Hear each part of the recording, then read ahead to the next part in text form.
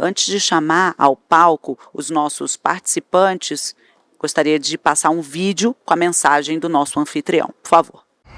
De ideias pensadas para os lares, a ideias pensadas para as indústrias. Da geração de energia renovável, a renovadas formas de gerar energia. De motores elétricos inteligentes, a cidades inteligentes. De armazenamento de energia em baterias de grande porte, ao armazenamento de dados em nuvem. De redes de distribuição de energia, a distribuição de informação pela internet das coisas. De produtos preparados para o sol, a produtos preparados para a ação do tempo. Da inovação à preservação. Nós vamos fundo em tudo que fazemos, trazendo ideias cada vez mais inovadoras, eficientes e sustentáveis. É essa vontade de ir além que o mundo precisa para seguir evoluindo. Primeiro, eu convido ao palco o Rodrigo Sawaia, que é CEO da AB Solar, e eu peço uma salva de palmas enquanto eu leio aqui a bio dele. Rodrigo é cofundador e presidente executivo da AB Solar, também é cofundador e membro do conselho diretivo do Global Solar Council, é uma entidade que reúne as principais associações de energia solar do mundo. E o Rodrigo é uma das vozes mais influentes do setor no Brasil, sabemos disso, atua diretamente na articulação com autoridades, com instituições públicas e privadas e contribui para o desenvolvimento técnico, regulatório e estratégico da energia solar no país. Seguimos então com os nossos convidados. Agora o professor Dr. Renan Gomes de Pierre, economista e professor da FGV, uma salva de palmas. O professor Renan é doutor em economia pela FGV, também é professor pela FGV, consultor para grandes empresas, governos e organismos multilaterais, como o Banco Mundial e o BID. Ele é especialista em impacto econômico e avaliação de políticas públicas. Tem contribuído para análises profundas sobre efeitos regulatórios, mudanças de mercado e implicações econômicas de decisões estratégicas no setor elétrico. Eu chamo também o Rafael Cortes, sócio da Tendências Consultoria, uma salva de palmas. Rafael é doutor em Ciência Política pela USP, é sócio da Tendências Consultoria e é responsável pela área de análise política da instituição. Ele é professor do IDP-SP, é referência nacional em avaliação de cenários eleitorais, de governabilidade, de ambiente político e de impactos regulatórios, que são temas essenciais para a gente compreender o contexto do setor elétrico brasileiro. Agora eu vou convidar o Cristiano Augusto Trem, diretor do Departamento de Políticas para o Mercado. Uma salva de palmas. O Cristiano é engenheiro civil pela Universidade Federal do Rio Grande do Sul, é mestre em engenharia estrutural e doutor pela Kyoto University no Japão. No Ministério de Minas e Energia, desde 2010, ele foi um dos responsáveis pelo desenvolvimento das políticas de energia eólica, solar e especialmente pela introdução da geração distribuída no país. Com passagens pela Agência Espacial Brasileira e pela assessoria especial do ministro de Minas e Energia, atualmente ele está como diretor de políticas para o mercado, liderando iniciativas estratégicas para a modernização e expansão do setor elétrico nacional. E, por fim, eu convido ao palco o Charles Coutinho Hilberg, Market Area Manager South America da DNV. Uma salva de palmas. Com mais de 16 anos de experiência na DNV, o Charles lidera o desenvolvimento de mercado da empresa para toda a América do Sul no segmento de Energy Systems e a sua atuação inclui consultoria, certificação e diligência técnica nos segmentos de energia solar, eólica, onshore e offshore, além de armazenamento, trazendo uma visão muito abrangente das tendências globais e também regionais em transição energética. A gente agradece a todos os convidados. Nós vamos seguir com esse importante debate e a palavra é do nosso CEO, Rodrigo Sawaia.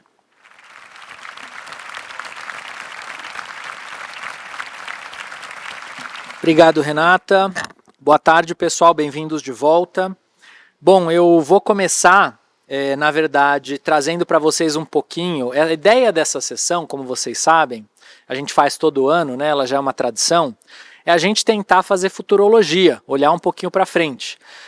Mas também, no caso específico da apresentação que eu vou trazer aqui, é trazer para vocês, que às vezes não estão acompanhando no dia a dia, no detalhe conosco, o que aconteceu de mais destaque ao longo do ano de 2025. Né? E nós temos convidados aqui especialistas na área econômica, na área política, que representam o nosso governo muito bem e também que representam as tendências de futuro tecnológico para complementar essa visão que eu trago aqui mais setorial e específica do nosso mercado. Bom, quando a gente olha para 2026, alguns desses pontos foram trazidos na minha fala na abertura, quando a gente apresentou ali as projeções de mercado. Nós temos um ano com uma série de pontos importantes que afetam o crescimento e desenvolvimento da nossa tecnologia. Taxa básica de juros está amassando a competitividade do setor solar fotovoltaico, um desafio para qualquer projeto a ser desenvolvido.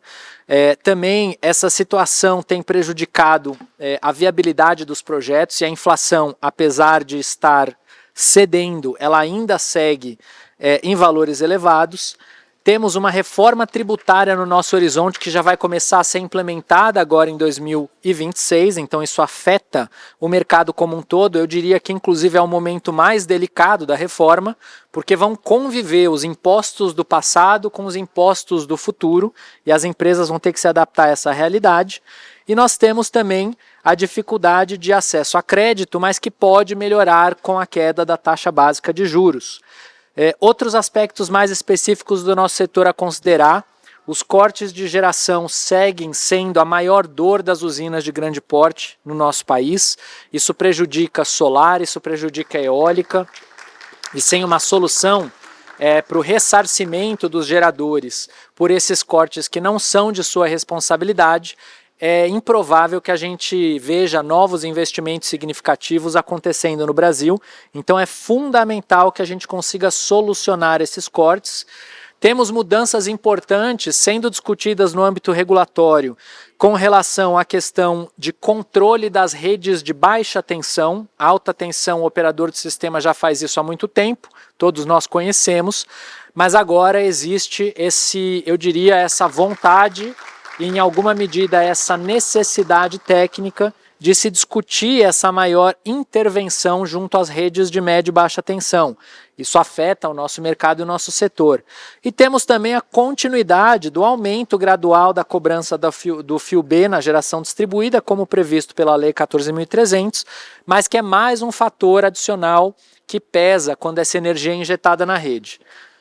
Além disso, quando a gente olha para o futuro, é que eu vou começar de baixo para cima, quanto que vai valer a energia da geração distribuída depois do período de transição, lá a partir de 2029, conforme previsto na lei? Ninguém sabe, porque essa conta não foi feita e não foi apresentada ainda pela Agência Nacional de Energia Elétrica. E aí viabilizar novos projetos de energia solar de pequeno porte, injetando energia na rede, sem saber quanto essa energia vale, você não consegue mensurar economicamente para viabilizar esses projetos. Isso é um desafio. No armazenamento nós temos grandes oportunidades, mas ainda vamos ter que aprender como vai ser a implementação desse REID que conseguimos conquistar a duras penas aí junto à MP 1304, que ajuda a diminuir impostos sobre as baterias, mas isso tem que ser implementado com o apoio do Ministério. Isso vai ser fundamental, não só o de Minas e Energia, mas o Ministério da Fazenda muitas vezes se envolve nesse trabalho também.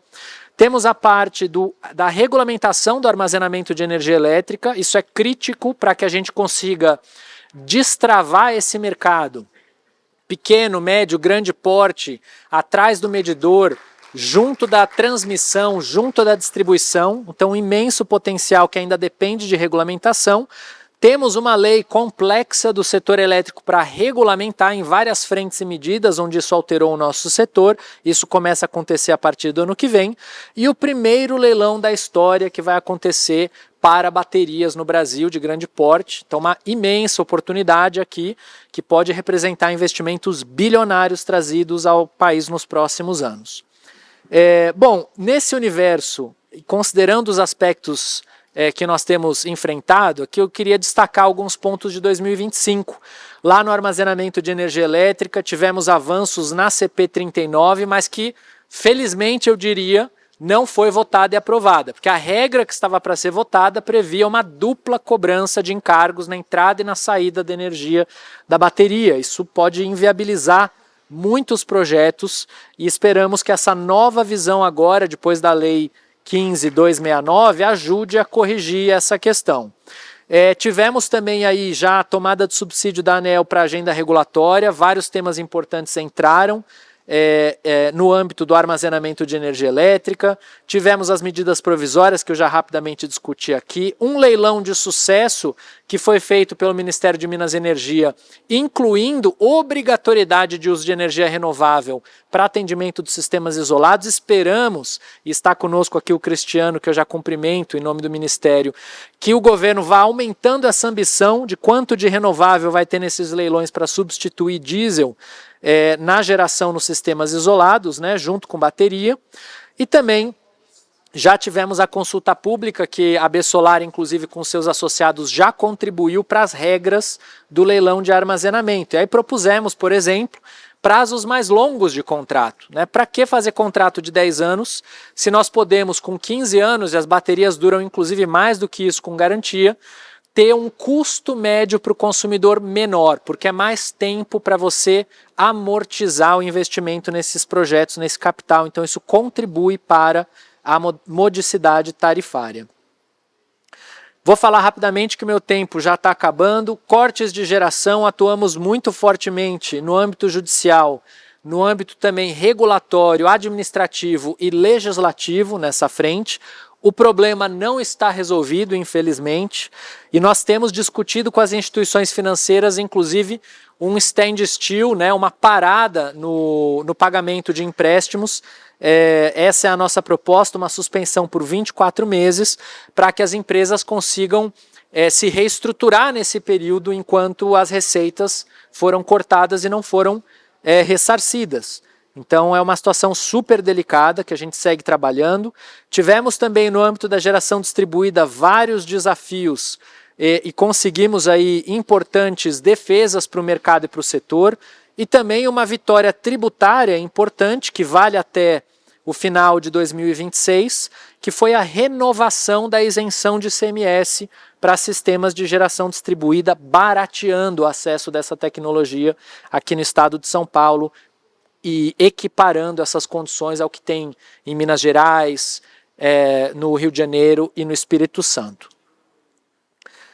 Bom, sobre a questão de controle das redes de média e baixa tensão, né, nós estamos trabalhando para contratar um estudo estratégico da Besolar com propostas e boas práticas internacionais. Eu queria convidá-los para que as suas empresas possam participar desse trabalho conosco e possam então destacar o seu interesse de estar conosco nesse trabalho. Isso é chave, porque a ideia aqui é trazer as boas práticas e mostrar que não precisa, a única forma de controlar essas redes não é isso ficando na mão das distribuidoras, única e exclusivamente. Isso pode ser feito pelo mercado e pelo setor, como está acontecendo em outros países, como o Reino Unido, com inclusive mais eficiência e menor custo para a sociedade. Então a ideia é, justamente por meio desse projeto, a gente conseguir trazer essas boas práticas internacionais, pensando no que é melhor para o mercado, o setor, a sociedade, também o setor solar, junto com especialistas dedicados ao assunto. Tributação segue em mudança. Aqui eu queria destacar as cotas que nós conseguimos prorrogar para 2026 e até meados de 2027. Quer dizer que projetos solares acima de 5 megawatts, essa delimitação foi feita pelo governo, não por nós, conseguem ter uma redução do imposto de importação de 25 para 9, eu acho que é 9,8, tá? 9,6 ou 9,8%. E essa redução de imposto ajuda a manter alguns desses projetos vivos, porque de fato não teria como incluir esse aumento de imposto nos projetos. Além disso, junto à nossa cadeia produtiva, eu estou falando rápido porque o tempo é curto, junto à nossa cadeia produtiva nós seguimos trabalhando pela definição correta do que é um gerador fotovoltaico. Isso é muito importante para a distribuição de equipamentos, para os grandes distribuidores de equipamentos, porque hoje existe um desentendimento entre a definição técnica e a definição tributária que prejudica e ameaça a isenção que está prevista, né, pelos convênios tributários, e já recebemos associados nossos, inclusive, com alerta de que foram notificados por secretarias da Fazenda, às vezes pela Receita Federal, em relação à cobrança de imposto, inclusive retroativo, inclusive com risco de multa, em relação a esses geradores fotovoltaicos. Então, nós estamos trabalhando, né, com apoio da Lefosse Advogados, e com apoio de universidades, né, que fazem laudos técnicos específicos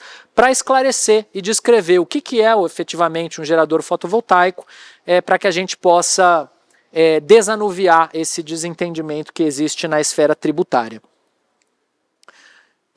Deixa eu voltar só um minutinho aqui para falar da ABNT. Além disso, nós tivemos também aprimoramento na definição técnica junto à ABNT do que é um gerador fotovoltaico. Esse é um passo muito importante para trazer mais segurança e estabilidade para esse trabalho. Também em relação à qualidade dos equipamentos, a AB Solar tem feito um trabalho incisivo contra fake power, contra equipamentos com potência fora das especificações do Inmetro. E também ajudamos aí com apoio de especialistas no desenvolvimento de uma normativa nacional para ensaios de eletroluminescência. Esse trabalho, inclusive, está sendo levado agora em âmbito internacional para IEC, para a gente poder ajudar na construção de uma normativa de eletroluminescência em âmbito global. E também atuação no âmbito regulatório para que a gente possa aprimorar o que temos hoje lá nas diretrizes do Inmetro em relação à portaria 140, para poder incluir melhores testes de qualidade para os módulos fotovoltaicos. Em resumo, dos leilões que nós teremos para o ano de 2026, a previsão é de pelo menos 4, e 3 deles eu diria mais relevantes aqui para os nossos associados e para nosso público. Um leilão de transmissão que provavelmente vai acontecer em março de 2026, um leilão tem um de capacidade mais para hidrelétricas e termoelétricas, que deve ser também por volta de março, mas para nós interessa mais esse leilão de baterias, o primeiro do Brasil, que deve acontecer por volta de abril de 2026. No segundo semestre, mais um leilão de transmissão. Esses leilões de transmissão são imprescindíveis para que a gente consiga ter essa malha de transmissão adequada para poder aproveitar a energia limpa, solar, eólica e de outras fontes para a competitividade e sustentabilidade do Brasil e reduzir os problemas com os cortes de geração. Faço aqui o convite para vocês acompanharem os nossos canais, o meu agradecimento aos nossos associados e convite a vocês para estarem conosco na associação. E agora eu queria também trazer a oportunidade da gente ouvir os nossos especialistas para falar um pouco do que vem por aí no futuro. E acho que já posso fazer aqui o convite a eles, então foi autorizado aqui pela Renata, que está me controlando aqui, mas teremos agora a primeira apresentação que vai ser feita pelo professor Renan Gomes de Pieri, da FGV, doutor em economia, que inclusive esteve conosco para aqueles mais veteranos que participaram do Encontro Nacional de 2021, ele foi nosso palestrante magno falando de economia e aceitou o nosso convite. Aproveito para agradecer, Renan, obrigado mais uma vez pela parceria. Ele tem o simples desafio de trazer para a gente um panorama e a perspectiva da economia do mundo e do Brasil. Vamos ver o que ele preparou para a gente. Seja muito bem-vindo. Obrigado pela presença aqui conosco, professor.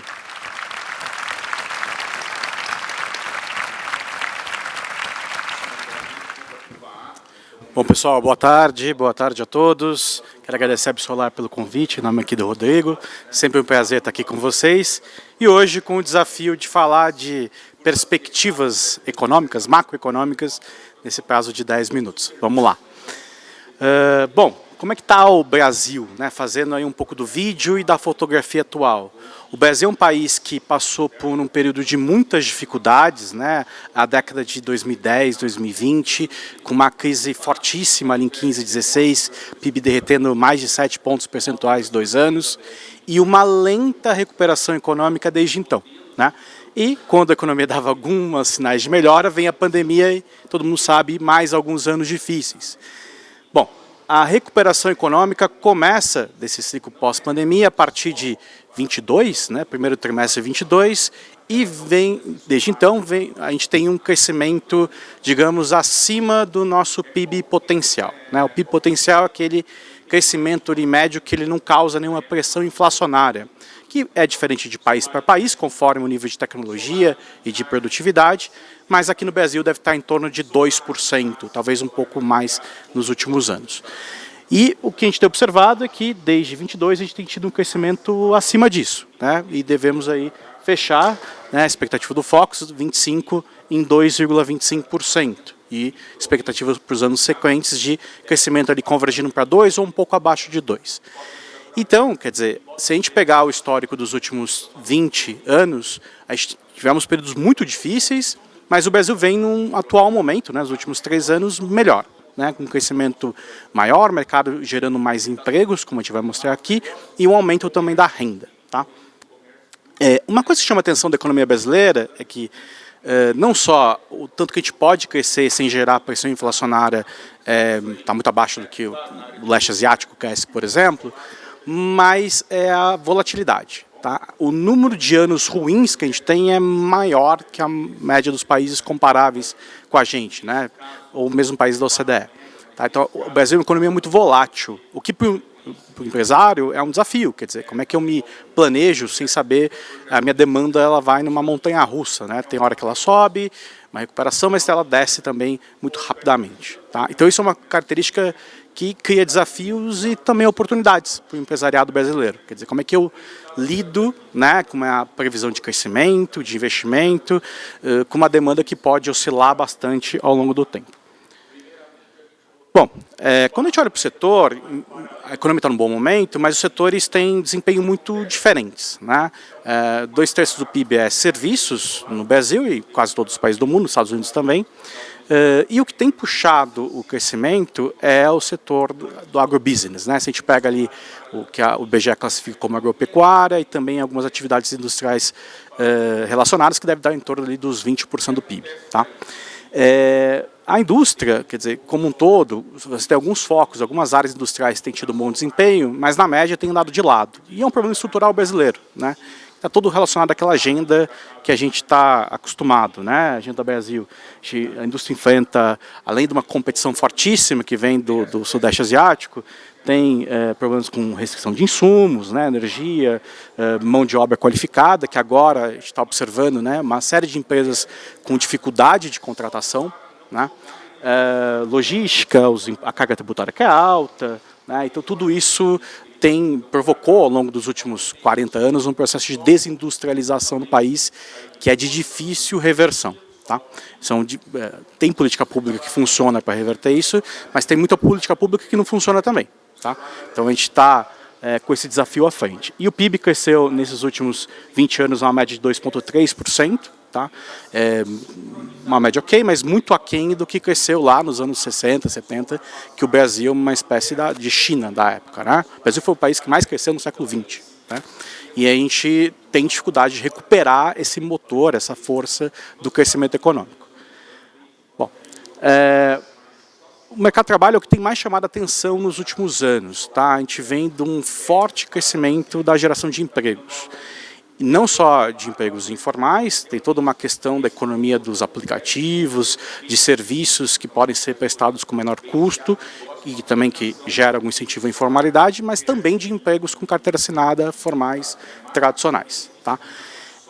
A gente tem um período de alto desemprego que vale desde 14, né, até a pré-pandemia, né, até a pandemia, com certeza, com um desemprego acima de 2 dígitos, chegou a 14%, mas a gente chega ali no pré-pandemia com em torno de 11%, e aí desde 22, né, a gente vem numa recuperação do emprego, e portanto uma queda da taxa de desemprego contínua, chegando ali à mínima histórica hoje de 5,4%, o que é bastante baixo. Tá? Eu costumo falar para os alunos, desemprego nunca é zero, né? Porque tem sempre alguém trocando de emprego, ou buscando uma outra oportunidade, essa movimentação de um emprego para o outro ela é comum.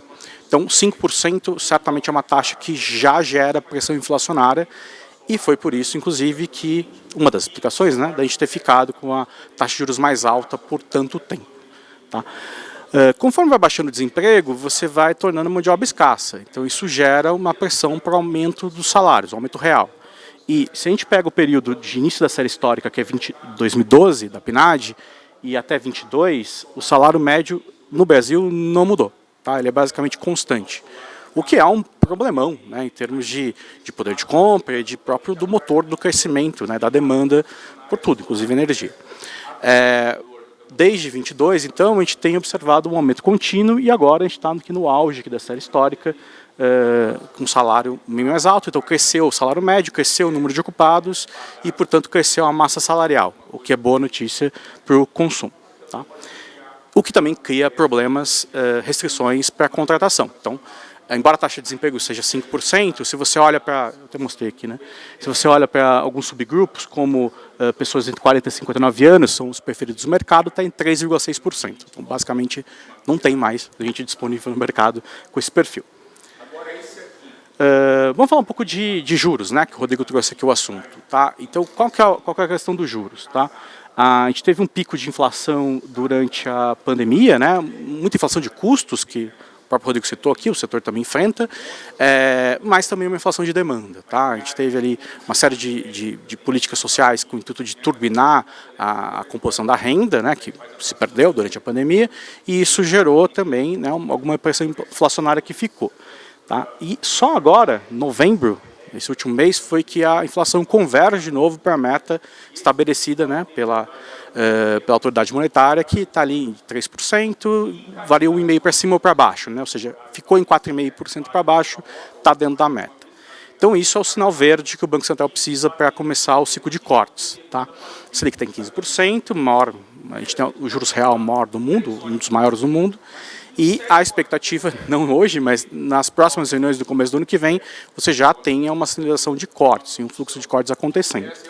Porque a economia dá sinais de desaceleração. A inflação é uma delas, mas tem outros sinais vindos do varejo e mesmo das contratações que reduzem de ritmo, que sinalizam que o remédio amargo dos juros já está bom. Né? Você pode começar a afrouxar um pouco a política monetária. O mercado espera isso, né? Então espera uma Selic menor, isso aqui é focus, né? Para o ano que vem, mas ainda muito alto, né? Em torno de 12%, mas convergindo para em torno de 10% em 27%. Tá? Cortou Selic amanhã, isso significa que vai ter mais crédito, mais barato? Não. Né? A gente sabe que o ciclo, o impacto de mudança de juros, ele é longo, né? Até 1 ano e meio para você ver todo o impacto da redução de juros na cadeia, lá no crédito, lá no varejo. Então já deve ter algum efeito positivo em termos de expectativas, assim que o ciclo começar, de cortes, mas demora tempo para a gente ver a demanda aquecendo de novo. Tá? E uma coisa que vai ficar no radar, a gente vai ver nos relatórios do Copom, é a perspectiva de dívida, né? E o mercado espera um aumento da dívida do setor público. Tá? A gente tem, no meu próximo slide, tem uma série de dificuldades fiscais, acho que é a principal questão que vai entrar na pauta política, né, que vai ser aqui citada no ano que vem. Quer dizer, a gente tem um desafio fiscal muito grande à frente. A gente tem um problema crônico no Brasil, né, que você tem uma facilidade grande para aumentar gastos, né, de alguma forma, mas para cortar não tem. Tá? É quase impossível, juridicamente, você cortar muito os gastos. Tem gastos que você pode cortar, mas é muito limitado. Tá? Então, essa dinâmica, os anos que o país não cresceu muito, a receita tributária não acompanhou o ritmo de crescimento dos gastos, então você vai gerando dificuldade de compor o caixa do governo, tá? Dos governos. Então, o que a gente deve ter? Qual que é o horizonte? Hoje, mais ou menos só 3% do orçamento, ou melhor, 97% do orçamento vai para a despesa obrigatória. Isso deve chegar a 100% em 27%. Então, o ajuste fiscal vai se impor de alguma forma. O que resta, a questão política que vai ficar é como ele vai ser feito. Né? Se ele vai ser feito com corte de subsídios setoriais, se ele vai ser feito com um aumento de alíquota, que acho que é difícil de acontecer, ou eventualmente alguma nova lei, alguma nova política que limite o aumento de gastos, que é o que dá para fazer. Tá? Isso está no jogo, acho que não está definido e vai ser certamente parte das discussões eleitorais do ano que vem, mas que vai se impor, de alguma forma vai se impor. Tá? A curva de juros reflete isso, deu uma melhorada nos últimos meses, mas ainda a perspectiva do mercado de longo prazo aqui hoje está em torno de 13,5% de juros daqui a 10 anos, que é o que importa para o financiamento dos projetos. Então esse prêmio de risco está ali embutido. E também se verifica na expectativa de aumento da dívida. Tá? A dívida pode aumentar mais? Pode, mas tem um limite. Chega uma hora que nem prêmio de risco compensa o tomador, né, a pessoa que está comprando o título público. Então esse é o nosso principal desafio que a gente vai ver pela frente. Bom, longo prazo, o problema, já esgotando aqui, é a produtividade da economia, né? Quer dizer, a gente tem uma economia que patina em termos de produtividade. Com a amostra de países comparáveis, né, o Brasil está aqui embaixo, a produtividade do trabalho no Brasil praticamente andou de lado.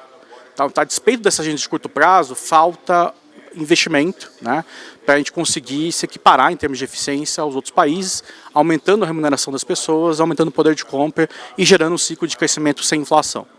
E tem toda essa agenda, né, que não vou esgotar o assunto aqui, para a gente implementar, para a gente seguir, para a gente conseguir destravar a questão da produtividade, né, que além de aumentar o investimento, melhorar a qualidade da mão de obra, que é um empecilho para as empresas.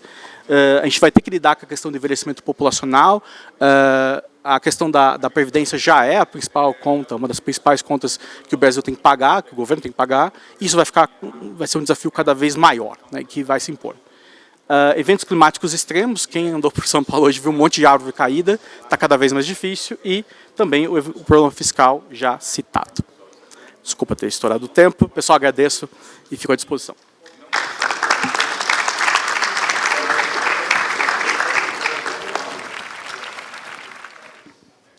Obrigado, professor Renan. Excelentes insights, mas eu diria que algumas das suas notícias elas são um pouco desalentadoras, né, para o nosso setor que quer crédito barato, vai demorar mais 1 ano e meio, e no meio dessa situação toda a gente tem um universo político que pode mudar completamente.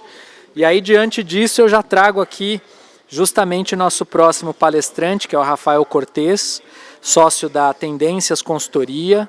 Ele é especializado e focado nessa análise do mundo complexo das nuvens políticas, e vai trazer para a gente um pouco do que é possível se tentar prever, né, nas dificuldades que isso significa no nosso panorama político e o que vem por aí nas eleições de 2026. Seja bem-vindo, Rafael.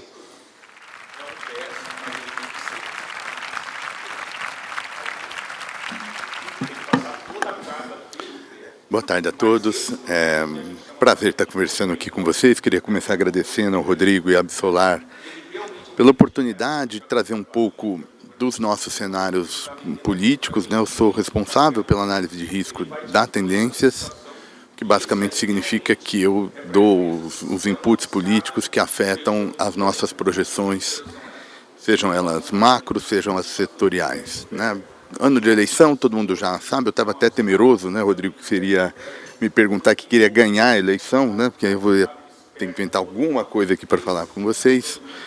Mas o que eu acho importante é para fazer o diálogo entre política e economia, que ao fim e ao cabo é um pouco isso que eu vim fazer aqui, né, tentar entender um pouco do cenário político, incluindo o eleitoral, sob a perspectiva da agenda econômica. Eu vou começar já no primeiro slide, já para a gente ir direto ao ponto, mostrando para vocês, na verdade, o que é razoavelmente de conhecimento de todos, que o Brasil, entre os emergentes, é uma economia que tem uma taxa de juros muito mais elevada, né? A despeito do melhor crescimento que a gente teve nos últimos anos, quando a gente compara com os nossos pares, uma das nossas particularidades é a taxa de juro alta. Então, Rodrigo, no fundo, toda a minha fala aqui vai ser no sentido de tentar, esse juro cai, quando cai, se cai de forma sustentável ou não. E parte disso tem a ver com política, por um ponto que o Renan comentou aqui, que é a questão fiscal, né? A questão fiscal é um dos componentes desse prêmio de risco mais recente. Isso, de alguma maneira, conversa muito com a questão política. Então, eu vou tentar, ao fim e ao cabo, responder 2 perguntas aqui com vocês. A primeira é como é que está o cenário eleitoral, quem que ganha a eleição em 26, e a segunda, o ambiente das reformas e como a gente espera essa transição entre 26 e 27, que vai ser importante do ponto de vista das expectativas. Digo isso porque qualquer projeção econômica que a gente pegue, olhando 26, tem essa questão da quase cenários polares, né? Se ganhar ao governo, projeção de câmbio é essa, se ganhar a oposição, certamente tem variações importantes em termos de números. Isso tem uma razão de ser, é um pouco isso que eu vou discutir, e pensando especificamente no período entre termina a eleição e inicia o mandato de 27. Vai ser super importante do ponto de vista da organização das expectativas, porque o mercado tem trabalhado com posições muito polares. Então, significa que, basicamente, se o governo ganhar a eleição, a gente vai ter um cenário muito mais turbulento. A reeleição hoje é precificada para os mercados, a gente pode até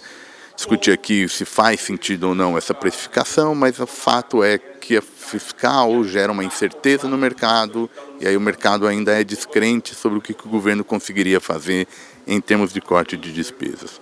Por outro lado, em ganhando a oposição, possivelmente vai dar um efeito euforia, numa ideia de que, bom, trocou de governo, todos os nossos problemas estão resolvidos, e aí acho que o desafio aqui é chamar atenção para alguns problemas que certamente não serão resolvidos com uma troca do presidente, né, nesse cenário que eu estou construindo aqui, hipotético, independente do nome. Tá? Então tem algum problema aqui de economia política que torna desafiador o tratamento da questão fiscal. Lá na Tendências a gente imagina que no cenário básico, que a gente chama mais provável, a gente vai ter condições políticas de fazer um processo de redução gradativa da taxa de juros, o que significa que, em alguma medida, o novo mandato, independente se governo ou alguém da oposição, de alguma maneira vai precisar tratar de despesas obrigatórias, né, que é um dos dilemas aí da questão fiscal. Em não sendo isso, vamos imaginar que essa hipótese não se concretize e o novo governo, quem quer que seja, adote uma política mais de tentar alterar as regras do marco fiscal, ou fazer regras de contabilidade, determinado gasto não entra no cômputo das regras fiscais, faz alteração da meta de primário, enfim, como a gente já viu no passado. Não sendo assim, aí a tendência é de ter um cenário mais difícil para essa queda de taxa de juros, tá bom? Então eu vou começar um pouco com isso, a gente vê que nós temos juros muito altos e vamos chegar um pouco até lá. E como é que a gente chega passando para o cenário eleitoral? Acho que um ponto importante é a gente olhar a avaliação de governo. Vai ter muitos fatores, vocês estão acompanhando até o final do ano, né, até a eleição, quem é o candidato, se o candidato é bom, qual que vai ser a chapa, quem que é o vice, quem que é partido, uma série de perguntas que estão aparecendo aí no dia a dia de quem acompanha o cenário político. Acho que o que é importante, assim, é fundamental, é a gente olhar a avaliação do governo. A eleição é, sobretudo, um plebiscito do desempenho do governo. Se a sociedade brasileira, em sua maioria, em outubro de 26, estiver avaliando o governo de forma positiva, vou aqui exagerar um pouco na fala, não interessa quem é a campanha, quem é o candidato, se o candidato é moderado, se não é, se é carismático ou não é. A tendência é de reeleição. O contrário também é verdade. Desaprovação mais alta do que a aprovação é indício de vitória da oposição. De novo, independente do candidato, da chapa, se vai ter muito no primeiro turno, se vai ter... Esses são elementos importantes, porém secundários, pelo menos na nossa leitura. Se desaprovação tiver acima da aprovação, há tendência de vitória da oposição. O que não nos coloca numa posição privilegiada para 2026, porque quando a gente olha a pesquisa de avaliação de governo, se eu coloco a margem de erro nela, basicamente a sociedade está dividida. A simples avaliação de governo não consegue nos apontar quem é que ganha a eleição de 2026. Então a gente precisa encontrar alguns outros elementos para compor esse cenário eleitoral que não dá para tirar só da avaliação do governo, como em geral a gente costuma fazer. Então o governo Biden estava mal avaliado, ganha o Trump a despeito de toda uma agenda negativa em cima dele. É alguma coisa parecida com o que a gente olha aqui para o Brasil. Então, na ideia de procurar outros elementos que não a avaliação de governo, vamos começar então a olhar expectativas do que dá para ser em termos de cenário eleitoral. Uma figura simples que pega o resultado das eleições presidenciais. Desde 89 eu peguei só o primeiro e o segundo colocado, independente se teve primeiro um ou dois turnos. Tá? Eu só peguei os votos válidos do primeiro e do segundo colocado. Para mostrar o que, né? Desde o ciclo de 89, o Brasil vem uma tendência de ter eleições mais apertadas para a disputa presidencial. Né? Se a gente olhar desde 2002, a exceção de 18, de 2002 a 2022, todas foram vencidas pelo PT, para um governo de esquerda, tirando 18. Se a gente olhar na figura, entre outros pontos de destaque, a gente vai ver que essa vantagem do PT tem sido mais marginal, bastante apertada. Eu imagino que a eleição de 26 seja um retrato muito fiel do que vai acontecer, do que aconteceu em 2022. Ou seja, quem quer que ganhe a eleição de 26 vai ganhar por uma margem muito apertada. Digo isso porque até o final do ano vai aparecer muita pesquisa, uma enxurrada de pesquisa eleitoral, e como é um cenário muito polarizado, governistas e oposição vão comemorar, celebrar algum resultado aqui, acolá que sobe, que desce, um candidato que melhora aqui. Mas isso tudo para dizer que, de novo, a tendência é que, independente do nome, a gente em algum momento convirja para uma eleição muito apertada. Eu não trouxe aqui, mas se eu pegar várias perguntas que as pesquisas mostram, a gente não está muito longe dessa sociedade dividida que apareceu na avaliação de governo e é muito próximo nesse gráfico aqui. Peguem lá o dado de 22 e quase substituam. Quem aprova hoje o governo Lula é 49,8. Se eu pego aqui o resultado do Lula de 22, é 50,1. Estou chamando a atenção aqui para um quadro muito cristalizado de preferências eleitorais. Só que nisso tem muito barulho, tem muita espuma. E essa espuma, para usar um jargão do mercado, costuma fazer preço. Então, o mercado vai acompanhando, respondendo a questões que, na verdade, elas são pura espuma, mas que acabam fazendo preço. Então, para aqueles que respondem, tem o seu ofício aí ligado à movimentação dessas variáveis financeiras, que respondem mais rápido às expectativas, 26 vai ser muito desafiador nessa gestão, porque vai ter lá uma pesquisa que vai ser boa para a oposição, o mercado vai dizer, olha, vai ganhar a eleição, aí o câmbio vai dar uma boa puxada, uma boa apreciada. Dias depois, tenho segurança de que vai aparecer alguma outra notícia que é boa para o governo, e aí o mercado de novo joga no preço e corre no sentido da depreciação. 26 tende a ser muito volátil por conta disso. Na nossa avaliação, para tentar esse exercício de futurologia, né, não decepcionar quem veio aqui assistir o painel, que está com o verde no fone de ouvido, a tendência é uma vitória do governo, muito apertada, mas historicamente a gente sabe que a avaliação do governo, de qualquer que seja ele, em ano eleitoral melhora. Então aquele quadro muito apertado que eu mostrei na primeira imagem, historicamente tem uma tendência de melhora do governo. Se seguir o padrão histórico, tem um ligeiro favoritismo para o governo. Ligeiro favoritismo não significa que a eleição está ganha. Então, se eventualmente for mesmo, de fato, o Flávio Bolsonaro, que fez agora a pré-candidatura e se confirmar, ele tem tanta chance de ganhar como tem o governador de São Paulo, Tarcísio. É óbvio que isso agora gera muito barulho, mas, ao fim e ao cabo, ambos têm chance de vitória. O tempo não me permite, eu já estou até recebendo punições aqui da placa de fim, mas eu prometo roubar só mais 30 segundos para, independente de quem chega após esse resultado eleitoral, como é que eu acho que vai ser essa transição 26-27. Faça um paralelo com o que aconteceu em 22. 22, governo eleito, aí faz a PEC da transição, que aumentou o número de despesa, e aumentando a despesa, a percepção de risco fiscal foi muito alta. O governo Lula 3 passou o primeiro mandato de 23, o primeiro semestre, criando um marco fiscal. Enquanto isso, o juro lá em cima, porque até o mercado querendo ver alguma coisa. Vai acontecer alguma coisa parecida na transição de 26 para 27. Só que agora não vai ser nova regra, vai ser alguma ação no campo da despesa. No cenário mais provável, a gente acha que o governo, de alguma maneira, vai precisar endereçar esse problema, sobretudo pensando nos mínimos constitucionais de educação e saúde, que a gente pode aprofundar agora que o tempo já não consigo. E o último ponto, aí prometo que é bem rápido mesmo, olha só, tem uma grande contradição na política econômica de hoje, de alguma maneira. É um governo, pensando na reeleição, que quer fazer ajuste fiscal, uma parte dela caminhando por aumento da carga tributária. Isso está ficando cada vez mais difícil e tem uma maioria de centro-direita, então tem uma certa contradição.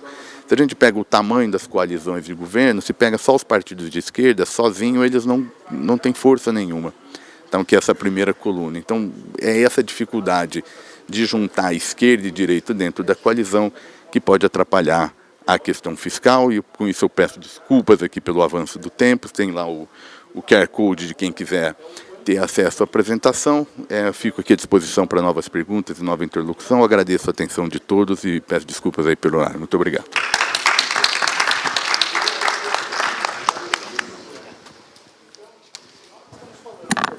Obrigado, Rafael.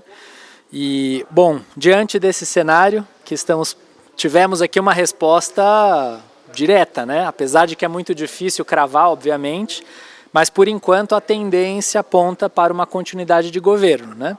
E isso significa, a gente sabe, o Cristiano está aqui há muito mais tempo do que um ou outro governo específico, né? Atuando em prol do desenvolvimento do nosso país, mas isso significa que esse governo pode vir a ter uma diretriz de continuidade do trabalho que vem fazendo, um trabalho que tem priorizado agora mais a questão da transição energética, até com a diretriz que o presidente Lula recentemente trouxe a respeito de uma transição para longe dos combustíveis fósseis, né? Um desafio que foi construído também durante a COP, mas ainda não foi abraçado pelo mundo, e o Brasil vai tentar dar o exemplo, ser uma liderança nessa frente.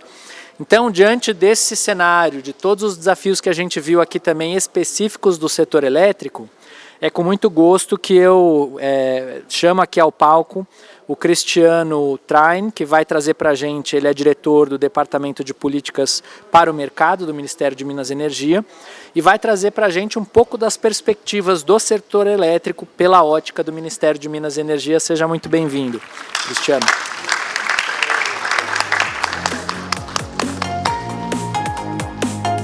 Obrigado, Rodrigo, e até assim, antes de começar, destacar aí duas menções importantes que tu fizeste, né? Primeiro, a questão da transição energética, que é realmente um valor enorme nosso, e é um DNA do nosso setor. Nós, desde antes de nascermos, nós já víamos um país renovável, que por todas as transições que passou, manteve a renovabilidade da matriz e até mesmo a ampliou em vários contextos. Nós tivemos muito sucesso em todas as políticas públicas que fortaleceram a energia renovável no país. E hoje nós estamos aqui com o grande desafio de encaixá-las e expandi-las ainda mais, né? E eu trago isso aqui, até agradecimento aqui em nome do ministro de Minas e Energia, Alexandre Silveira, secretário nacional de Energia Elétrica, agradecer em nome do Rodrigo Abessolar, pela oportunidade de estarmos aqui, não para trazer somente as perspectivas, mas também para recolher, para entender o processo, como o setor vê, como o setor se porta, porque esse é uma característica, é a segunda menção que eu faria, que a característica do nosso setor é a inércia grande, uma inércia positiva, uma inércia técnica e baseada na racionalidade. O que se faz no planejamento, o que se faz na proposição, o que se faz no encaminhamento do setor elétrico e energético como um todo, é sempre pautado em muito estudo, muita avaliação, indicadores e sempre conjugando o que nós precisamos com aquilo que nós devemos fazer, do ponto de vista técnico e sempre olhando a nossa segurança energética, modicidade tarifária e principalmente questões ambientais, né, quando a gente fala de renovabilidade da matriz. E hoje, esse sucesso todo que nós vimos aí no setor, ele se apresenta a um desafio. O desafio que é o dilema do operador nacional do sistema, que é enfrentar diariamente a evolução da carga líquida, que se traduz aí na nossa tão conhecida curva do pato, que cada vez mais cisalha, eleva os picos, rebaixa os vales e redunda aí no problema que hoje, principalmente as intermitentes, mas todo o setor sofre, até mesmo as não intermitentes, sofrem, que é o curtailment, os cortes de geração.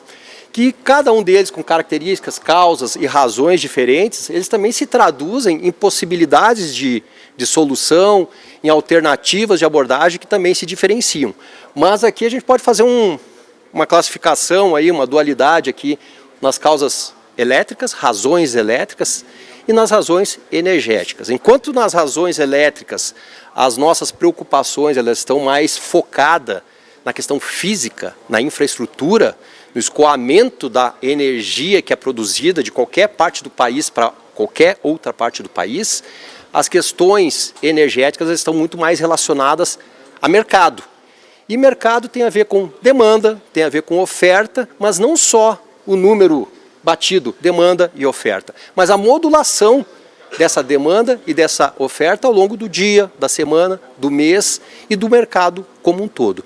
E as abordagens para esse tema, falamos curtailment, parece que é uma abordagem única, vamos resolver o curtailment, mas isso é uma sobreposição de diversas atuações que se consolidam aí no papel do Ministério de Minas e Energia em políticas públicas voltadas para a solução no lato sensu do curtailment, mas retalhado, digamos assim, em abordagens que não são exatamente iguais para cada uma delas, mas elas devem ser complementares. A partir do momento que, por exemplo, nós resolvemos as razões elétricas, que tem muito mais a ver com infraestrutura, com planejamento, com investimento, a partir do momento que a gente resolve isso, a energia vai continuar lá, ela vai naturalmente migrar para as razões energéticas. E aí a política pública é a política de mercado, que deve fazer com que essa energia encontre de fato o seu consumo. Então são abordagens diferentes.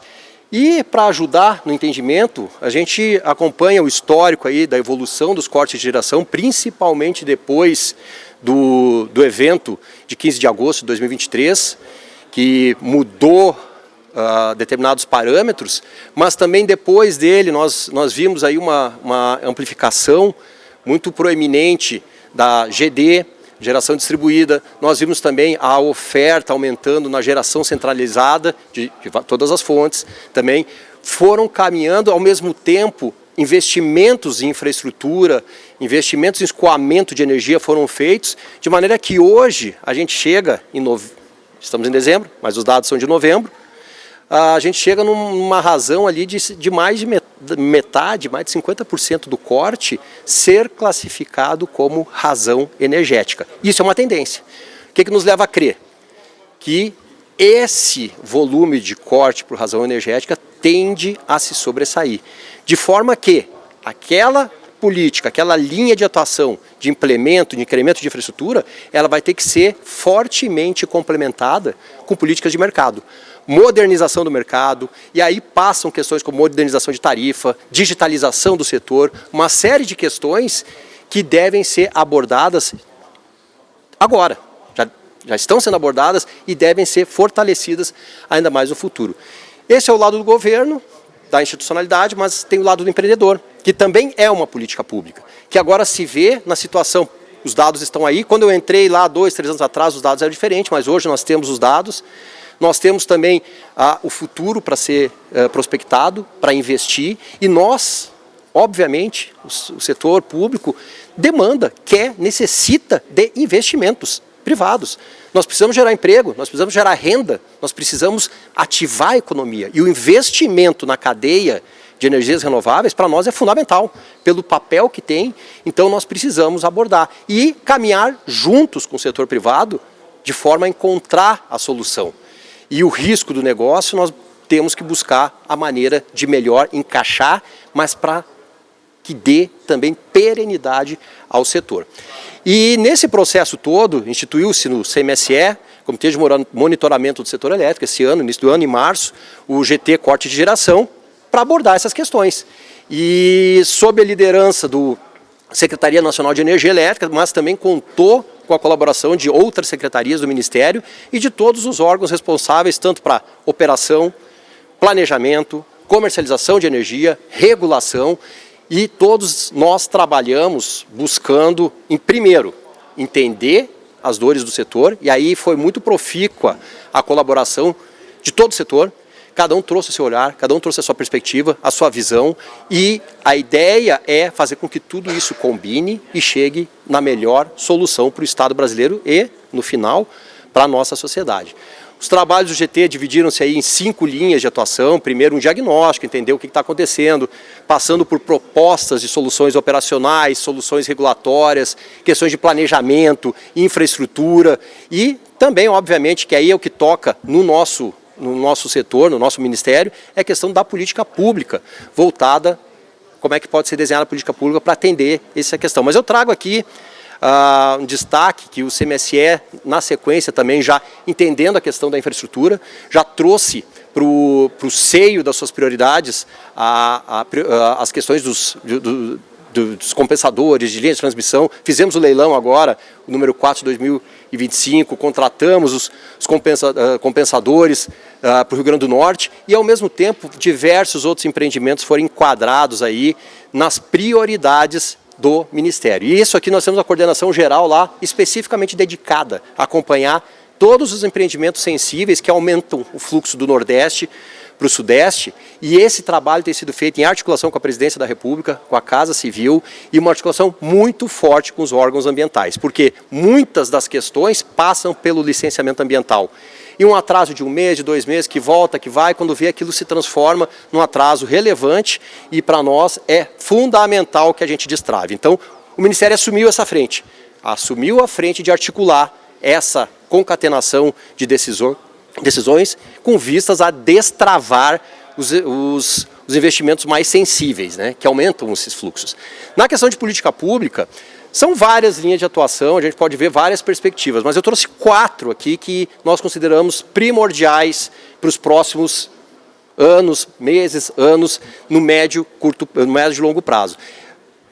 Até diria curto prazo, né? Primeiro, essa é a questão do armazenamento. A gente está vendo aí o leilão sendo posto para abril, está sendo desenhado, mas também isso é centralizado, mas também tem a questão do armazenamento distribuído, como isso pode ser concatenado, talvez a partir de sinais de mercados claros, sinais de mercado, de tarifa, de preço claro, que possa induzir, que possa convidar os consumidores, produtores, os prosumidores a investirem também em armazenamento. Gera uma hora, ao invés de a gente já estar na rede, guarda para, por exemplo, consumir no horário que a energia possa estar mais cara, né? A demanda tem sido trabalhada, data centers, hidrogênio verde tem sido articulado nesse sentido.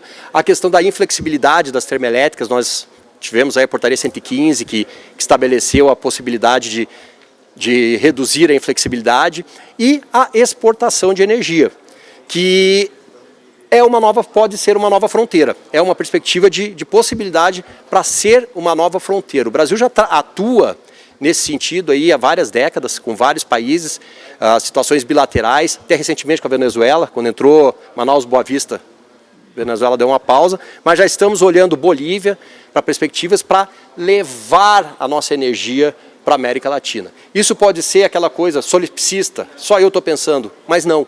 A perspectiva é que a América Latina quer a nossa energia.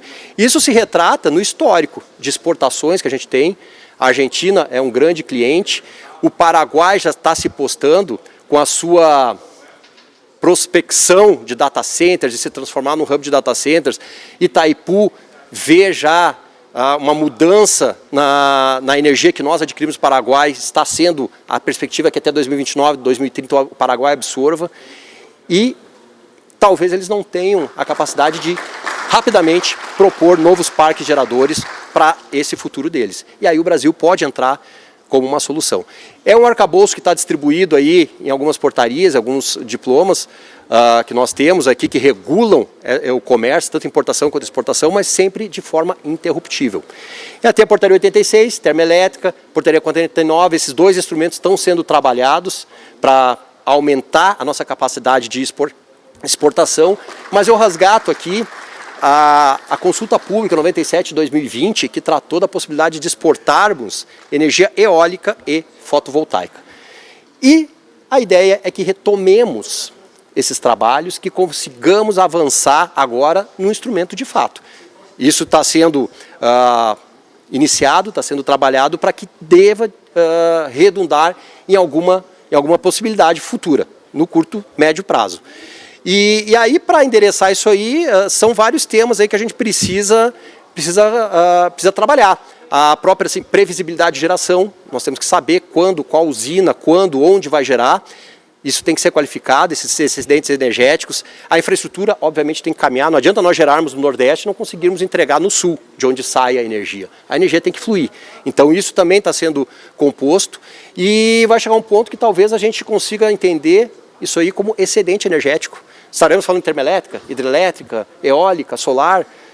Talvez valha a pena falar de excedentes como um todo. E aí pode ser que seja viável sairmos da energia interruptível para uma energia firme e termos aí o mercado robusto. E que nós estamos construindo, e a ideia aí que, assim, a mensagem final, e não é não é por falta de luz, o que a gente vê é um sistema seguro, segurança energética, e que nós nos postemos de fato na liderança da transição energética, não como discurso, mas como de fato um grande fornecedor de energia renovável, não só para o nosso país, mas para a América do Sul toda. E a ideia é que, sim, nós temos que caminhar juntos, nós estamos caminhando junto, e o Ministério está atento, está em parceria com todos os setores, e principalmente com a Absolar, nos colocamos à disposição, vamos caminhar junto, e como eu disse, a gente sabe as mudanças que vêm à frente no cenário da administração do país, mas a perspectiva técnica é que sim, a gente deve continuar na direção que nós estamos indo já há muito tempo aí. Muito obrigado.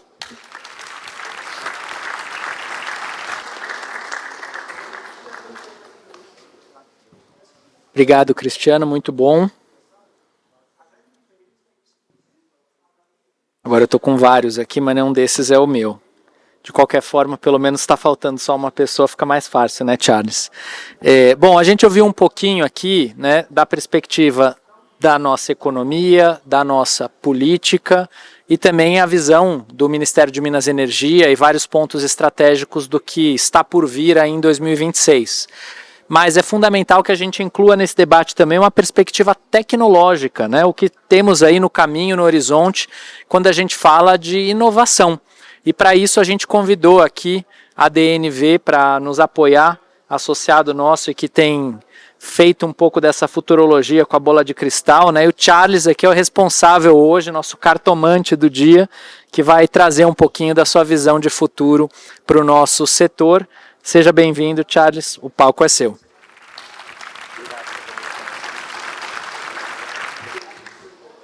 Olá pessoal, tudo bom? Minha primeira experiência aqui com fone, peço desculpas aí se falar muito alto no ouvido de vocês.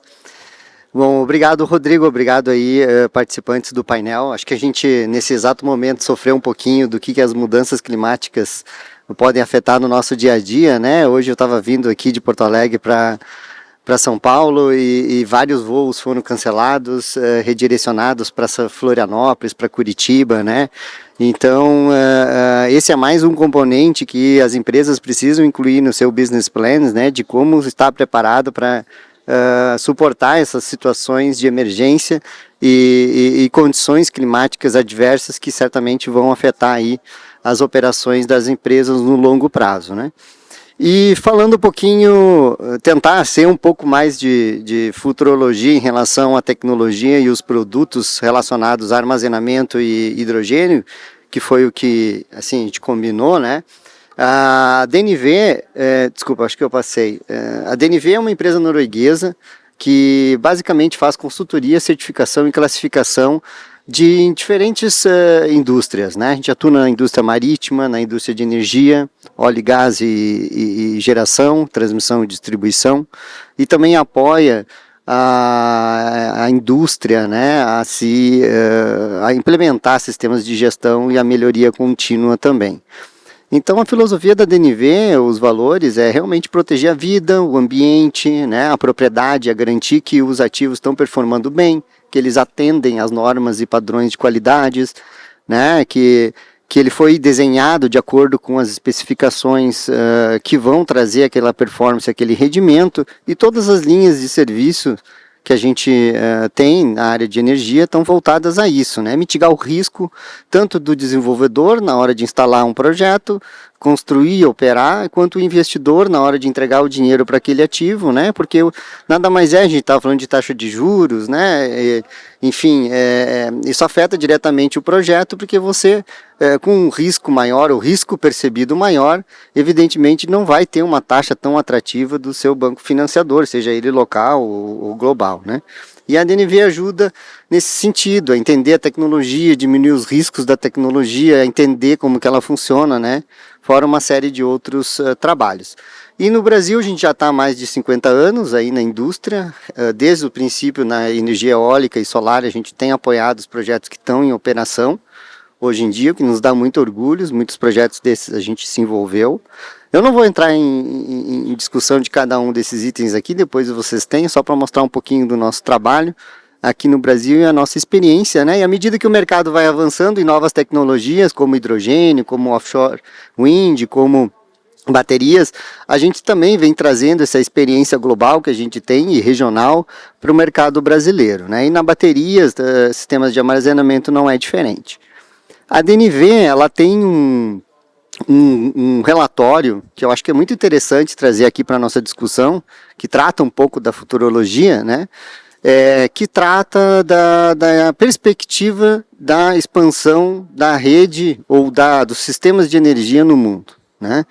Então, hoje, a gente depende 80% da nossa energia global de combustíveis fósseis, né? A gente já vê uma transformação energética e uma transição para combustíveis mais renováveis. Isso é o que diz o nosso estudo, e tem outros estudos que também tratam da mesma forma. Mas qual que é o driver principal dessa transição? Né? No nosso ponto de vista, a eletrificação da demanda é um ponto fundamental. Né? E a gente não está eletrificando a demanda só porque a gente quer, que a gente gosta, que acha que renováveis é bonito, solar e eólica. Não, porque hoje essas fontes já têm uma competitividade muito grande no mercado global e local e regional. Né? Então não faz muito sentido em termos econômicos você usar outras fontes para fazer a expansão da rede. Mas é claro, como é uma fonte intermitente, a gente tem algumas questões que precisam ser resolvidas, né? E claro, toda fonte tem a sua forma de trabalhar e precisa de algum dispositivo de controle, e aí entra a gestão da rede, que precisa ser modernizada para poder absorver mais essas geração de energia, né? E aí, nesse estudo a gente vê que a penetração de baixo custo de eólica e solar associado com a redução drástica de baterias tem sido um driver muito importante para a transição energética. Cerca de 79% aí da energia lá no futuro pode ser proveniente dentro dessas tecnologias. Tá? A gente tem também uma expectativa de redução, de aumento da participação do behind the meters, né? No Brasil hoje a gente já está falando aí, eu acho que em torno de uns 15% em relação a toda a capacidade instalada, se eu não me engano, mais de 40% giga, né? Que a gente tem instalado aqui no Brasil, e isso só tende a aumentar. Isso também já está se trazendo isso no nível global, essa influência, e os sistemas de energia vão ter que se adaptar de certa forma, porque hoje já estão sofrendo, não só a nível do Brasil, mas a nível global também. Tá? Que mais aqui a gente pode trazer? Né? A questão do hidrogênio é uma questão que hoje, em termos de descarbonização, ainda tem muito incipiente. A gente tem uma visibilidade de projetos em piloto em grande escala, né? Tem uma certa diferença entre aquilo que está sendo planejado e aquilo que a realidade tem. A tecnologia é madura, mas as projeções para a escalada do hidrogênio são mais para 2030, 2040, né?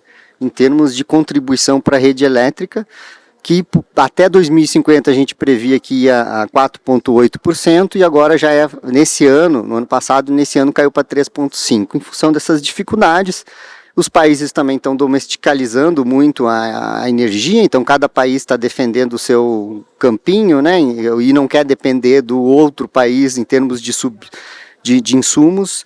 E isso está afetando bastante. A gente vê alguns países, como os Estados Unidos, por exemplo, indo por uma combinação de não fóssil e fóssil ao mesmo tempo, né, para proteger o seu mercado. E é algo no curto prazo que vai afetar um pouco as emissões, mas no longo prazo se vê uma estabilização disso em função dos preços baixos dos equipamentos, né. E no armazenamento não é muito diferente, né? Hoje a gente já vê que é uma realidade aqui no Brasil. Esperamos muito pelo leilão, que vai trazer uma forma de receita para os produtores de energia, vamos dizer, baseado nessa tecnologia, né? Eu trouxe alguns dados, mas eu também não vou entrar muito em detalhes com eles, que meu tempo já está terminando, mas só para reforçar a queda dos preços das baterias. Evidentemente que a China tem um papel super importante dentro disso, né? A gente sabe que eles têm estoque muito alto, a economia deles também está com uma sobra, e essa tecnologia está sendo exportada para outros mercados a um preço super interessante para os desenvolvedores, mas claro, por outro lado a gente tem alguns mercados sofrendo com tarifas adicionais, e isso no curto prazo aumenta um pouquinho de preço, mas no longo prazo tende a se manter mais estável e redução significativa desses valores para a gente usar no utility scale, né, residencial e C&I, cada vez mais a gente enxerga isso andando. Independente das políticas regulatórias, porque o que a gente sempre fala é que a tecnologia vem mais rápido do que as implementações do regulatório que a gente precisa. Então, mesmo que a gente está trabalhando agora para bateria, mas eu tenho certeza que o posto já está usando, né? A gente já tem a cadeia de consumidores nisso, né? E como que se rentabiliza esses sistemas de bateria no mundo, né? Enfim, a gente tem basicamente um sistema que é multifunção, né? Se ele é multifunção, eu consigo fazer o empilhamento das receitas. Hoje, por hoje, a previsão para o leilão é ter um único tipo de receita fixa, né? Mas vamos notar que esse sistema ele não é feito para esse ano. Eu vou comprar um sistema que vai durar 20 anos, e nesses 20 anos eu posso ter mudanças regulatórias, né? Só que aí vem o risco, por quê? Porque eu vou ter que projetar o meu sistema para operar sob essas condições, e as garantias dos fabricantes, eles levam em consideração o ciclo de acionamento, o tempo de descarga, uma série de condições de operação que depois, lá na frente, talvez eu não vou poder usar ele nas opções que vão ter, como serviços auxiliares, mas eu vou ter que fazer um cálculo para entender quanto de vida que eu vou degradar para atuar naqueles sistemas, né? Mas enfim, essas são as opções, é um dilema que a gente vai ter, é melhor começar com um, né, e depois ir juntando as receitas à medida que essa necessidade de modernização do nosso mercado de energia é super importante para que a gente consiga rentabilizar de acordo e dar o preço verdadeiro da energia que a gente está produzindo e consumindo. Algumas questões de tecnologia super rápido, já esgotou aqui, espero que não caia a luz. Então, a gente rapidamente tem visto um crescimento muito forte em relação ao tamanho, tamanho dos módulos de bateria.